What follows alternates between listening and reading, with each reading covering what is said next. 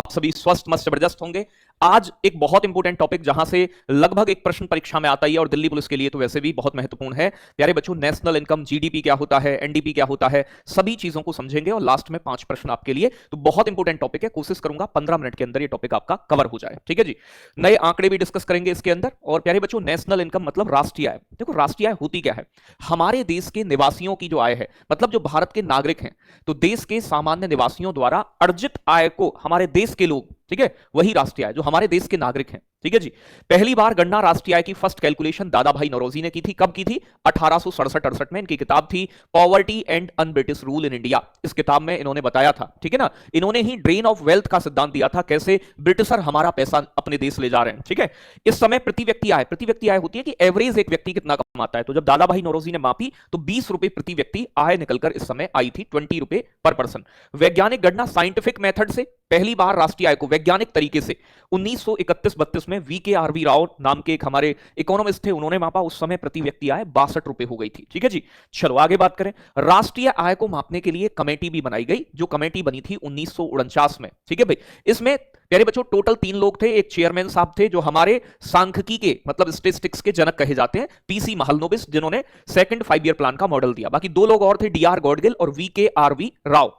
तो ये 2 लोग भी इसमें बेटा और शामिल थे। पीसी महलनोबिस के जन्मदिन को ही राष्ट्रीय सांख्यिकी दिवस मनाते हैं। अब एक चीज समझो, वित्तीय वर्ष क्या होता है? फाइनेंशियल ईयर, एक साल का समय जिसमें हम अपने देश की नेशनल इनकम को कैलकुलेट करते हैं, जीडीपी को कैलकुलेट करते हैं। तो हमारे देश का जो फाइनेंशियल ईयर है वो 1 अप्रैल से लेकर 31 मार्च के बीच होता है। अब देखो 2 तरीके की वस्तुएं होती हैं। वस्तुएं, एक तो वो जो इंटरमीडिएट गुड्स हैं, मध्यवर्ती।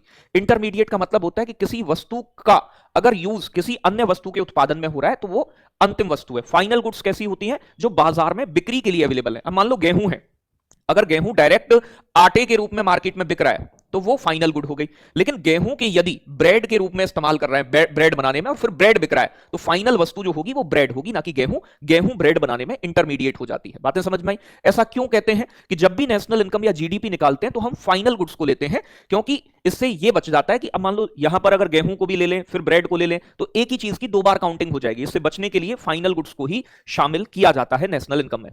अब उत्पादन क्या होता है बेटा? उत्पादन 2 तरीके का होता है। उत्पादन किन चीजों का होता है? या तो किसी वस्तु का होगा या फिर किसी सेवा का। सेवा बोले तो सर्विस। ठीक है जी। घरेलू उत्पादन देश की भौगोलिक सीमा के अंदर, हमारे देश के बॉर्डर के अंदर कोई भी उत्पादन हो रहा है, चाहे वो हमारे देश की कंपनी कर रही है या फिर कोई विदेशी कंपनी कर रही है, मतलब हमारे देश के लोग या विदेश के लोग देश के अंदर, तो घरेलू उत्पादन कहलाता है। राष्ट्रीय उत्पादन, नेशनल उत्पादन कैसा होता है कि देश की सीमा के अंदर हो या बाहर हो, लेकिन इंडियंस कर रहे हो। मान लो इंडियंस चाहे प्यारे बच्चों जापान के अंदर, अमेरिका के अंदर कहीं भी उत्पादन कर रहे हैं तो केवल भारतीयों का काउंट किया जाएगा। भारतीय कंपनी, भारतीय लोग, उनके द्वारा किया गया उत्पादन नेशनल है। इसमें भारतीय विदेशी देश की सीमा में होना चाहिए, यह अंतर है।